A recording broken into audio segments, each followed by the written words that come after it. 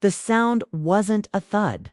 It was a crack, sharp, sickening, like a dry branch snapping in a winter storm, but louder because it was inside my own dining room.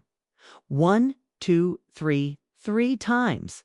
The back of a man's hand connected with my daughter's face. The silence that followed was so heavy it felt like it was crushing my lungs. My daughter, my Ariana the girl who used to cry if she accidentally stepped on a snail, fell from her chair. Hitting the marble floor, I saw her hand fly up to her cheek, trembling, her eyes wide with a shock so deep it hadn't yet turned into pain. But that, God help me, that wasn't the moment that froze my blood. That wasn't the moment that haunts me when I wake up at 3 a.m. reaching for a husband who is no longer there. No, the moment that broke me happened 2 seconds later from across the table. Over the cooling pot roast and the crystal glasses, I heard a sound, clap, clap, clap, slow, rhythmic, deliberate. I turned my head, my neck stiff with horror, and I saw her. Helen, my son-in-law's mother. She was smiling. Not a nervous smile. A satisfied smile. She brought her manicured hands together again. "That is how she learns to behave," she said, her voice as smooth as warm honey and just as sticky. "A clumsy wife needs correction. I had to educate my husband this way too. It is for her own good." I looked at the table. I looked at the crime my daughter had committed.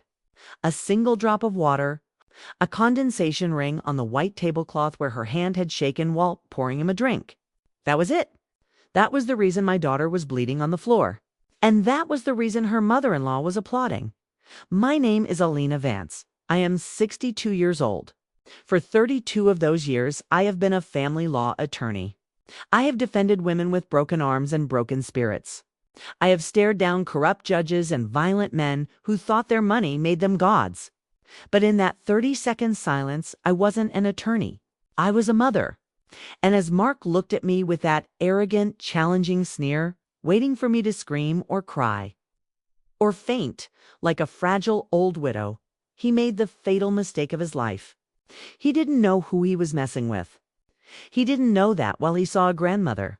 He was looking at a woman who had spent 3 decades preparing for exactly this war. I didn't scream. I didn't cry. I reached into my purse, my hand steady as a surgeon's. And I pulled out my phone. I didn't call 911.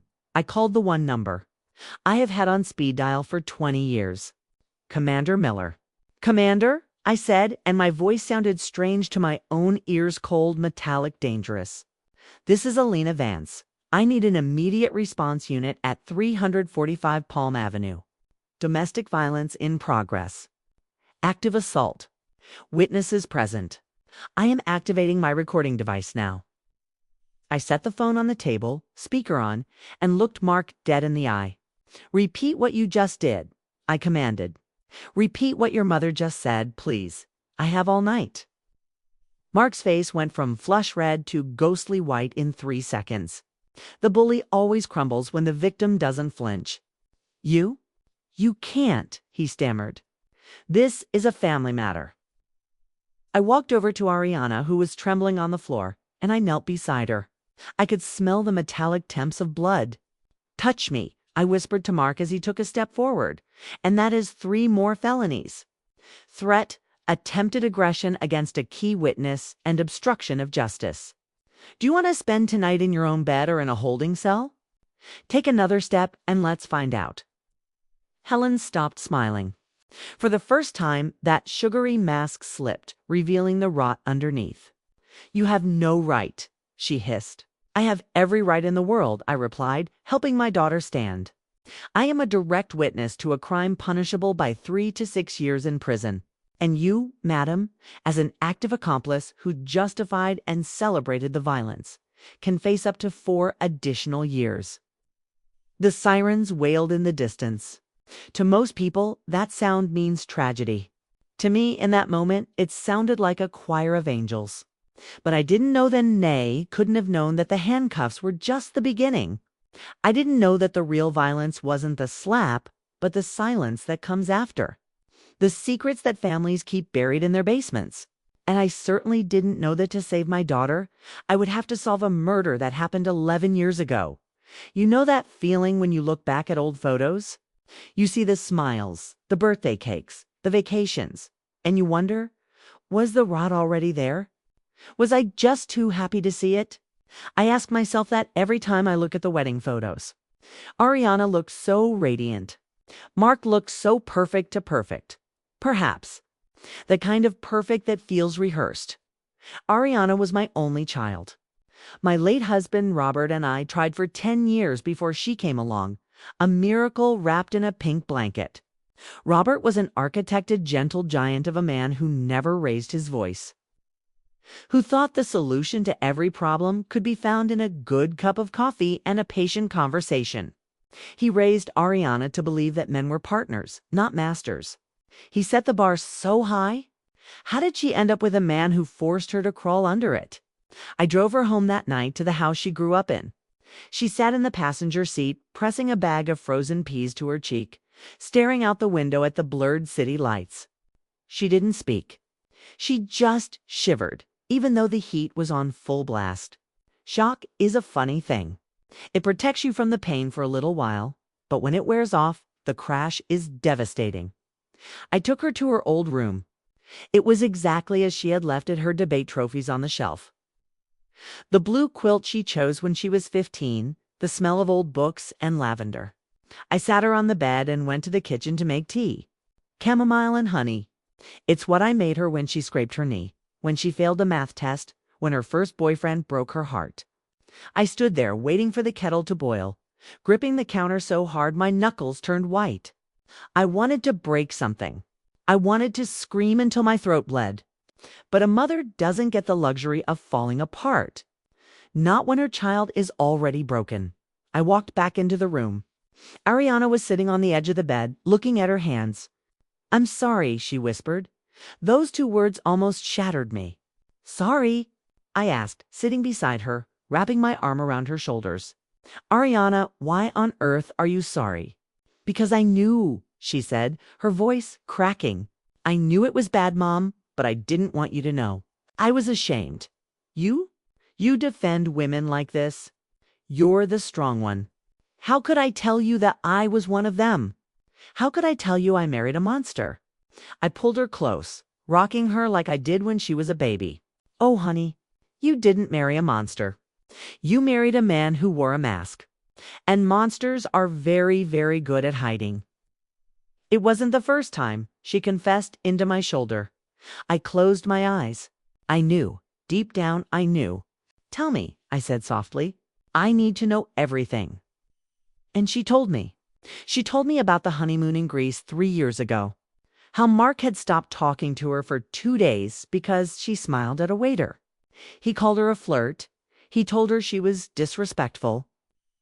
Then he bought her diamond earrings and cried, saying he was just so afraid of losing her. The cycle, I thought.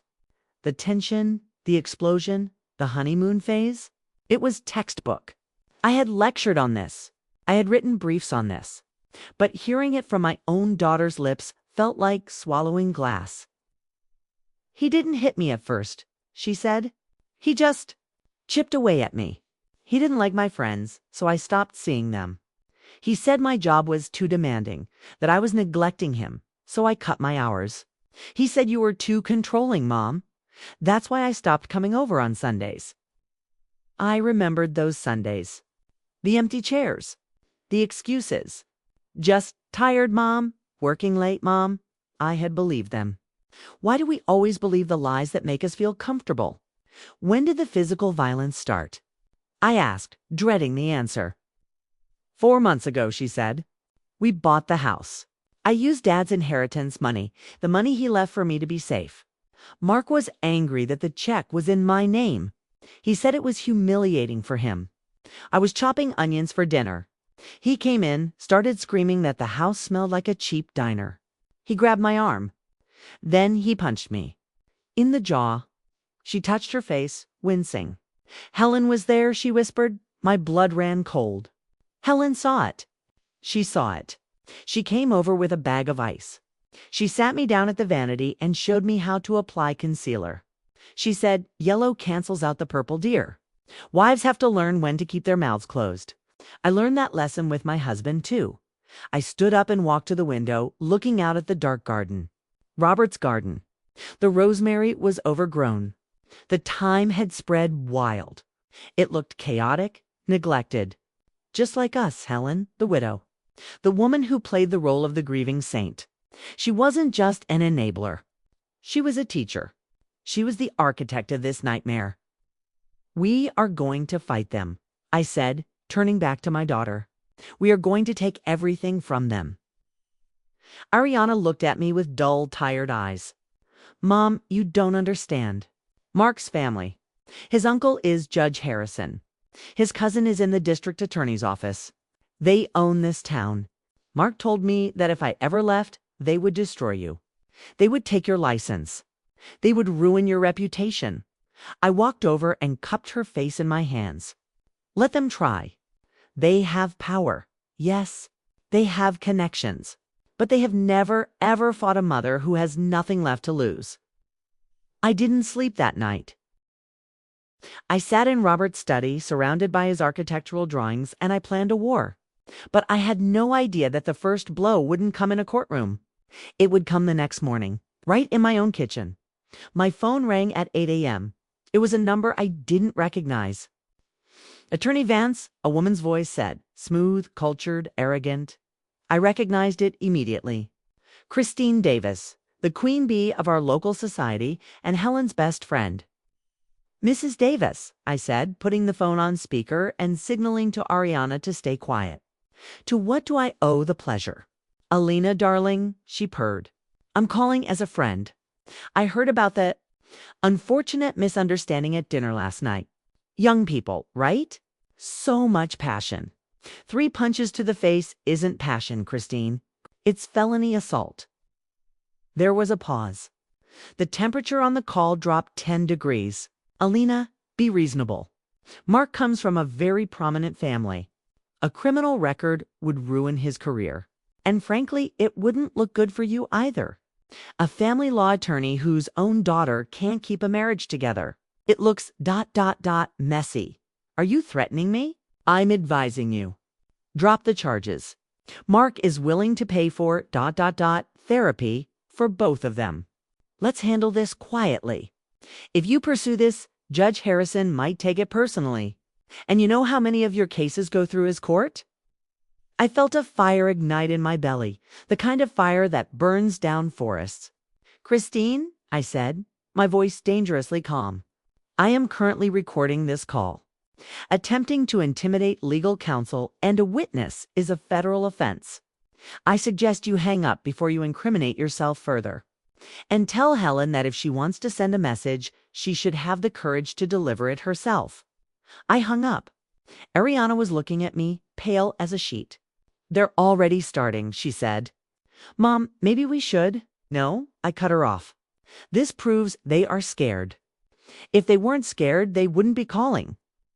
But the fear is a contagious disease, isn't it? Have you ever felt it? That gnawing sensation in your stomach when you know a storm is coming and you have no umbrella. 2 days later, the real attack began.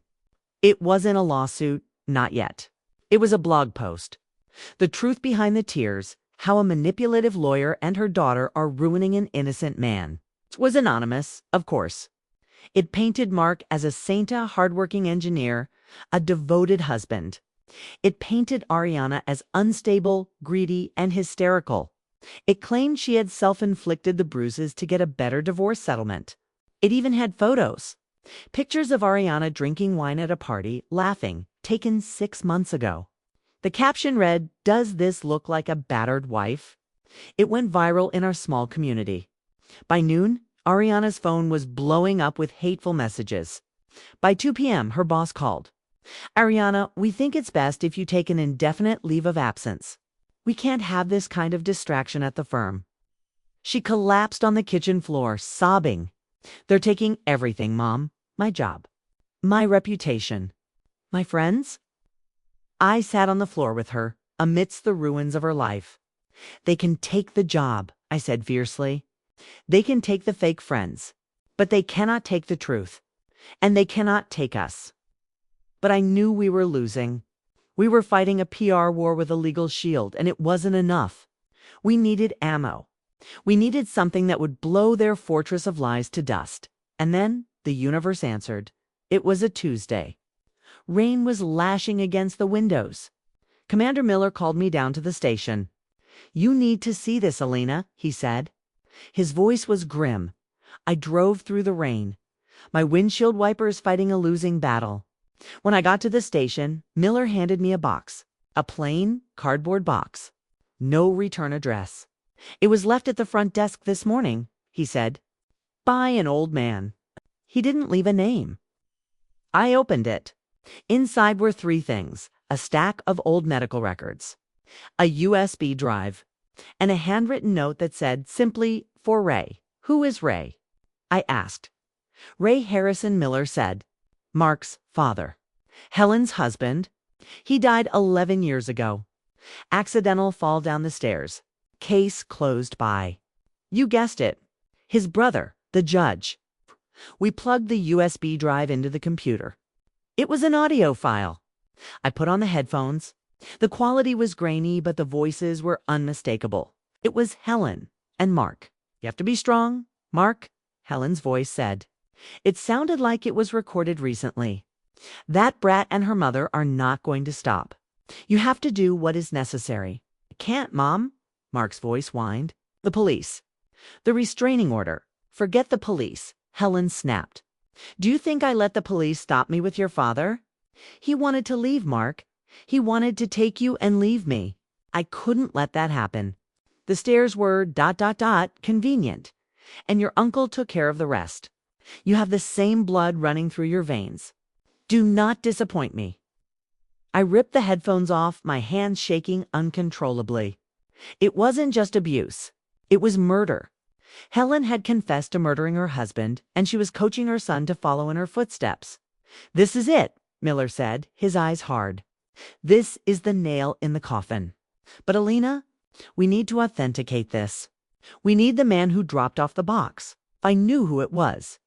I had seen him once years ago at the wedding. The quiet uncle in the back row, Albert, Ray's cousin, the one who looked sad while everyone else was celebrating. I found him at the local park, feeding pigeons in the rain. He looked like a ghost then, frail, terrified. I sat on the bench next to him. I didn't say anything for a long time. I just let him feel my presence. "I was a coward," he said finally, not looking at me. "I knew 11 years ago. I knew. Ray called me the night before he died. He was terrified of her. He said she was poisoning him, slowly, making him weak. And then he fell. Why didn't you speak up?" I asked gently. "Because she told me that if I said a word, my grandchildren would have accidents too. And Judge Harrison, he made it clear that no investigation would ever go anywhere." He turned to look at me, tears mixing with the rain on his face. "But when I saw the blog, when I saw what they were doing to your girl, I couldn't sleep. I planted the bug in her living room when I went for tea last week. I'm sorry it took me so long." "You're not a coward, Albert," I said, taking his cold hand. "You're the hero we needed." With Albert's testimony and the recording, the tide turned. We didn't just go after Mark. We went after the whole dynasty. We reopened the case of Ray Harrison's death. We filed charges of conspiracy, witness intimidation, and accessory to murder against Helen. But a cornered beast is dangerous. And Mark. Mark was his mother's son. 2 nights after we submitted the new evidence, my security alarm screamed. It was 3 a.m. I grabbed my phone and checked the cameras. The house in the hills, Ariana's house, was glowing.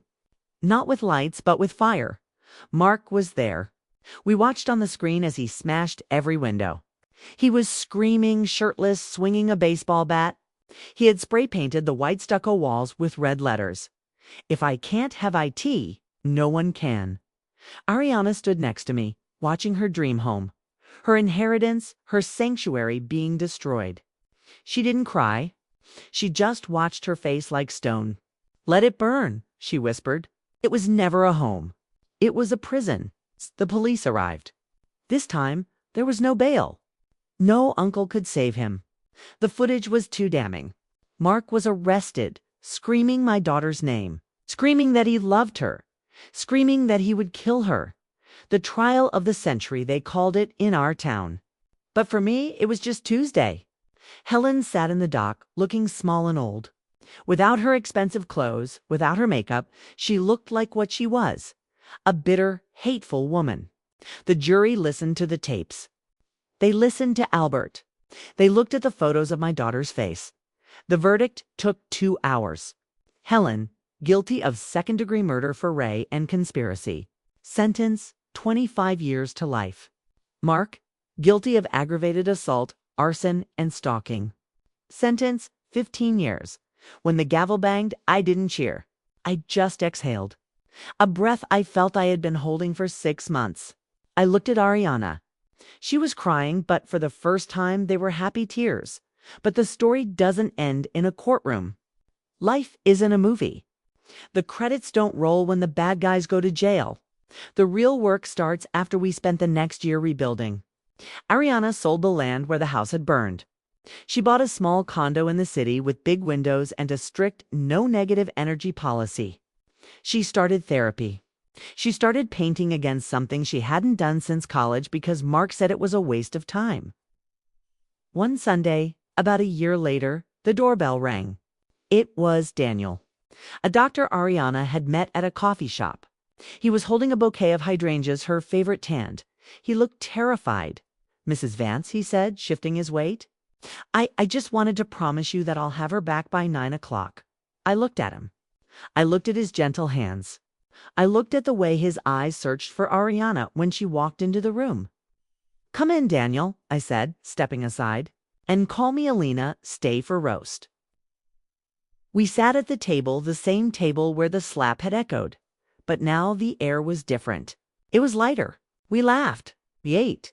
And when Ariana spilled a drop of wine on the tablecloth, Daniel didn't freeze.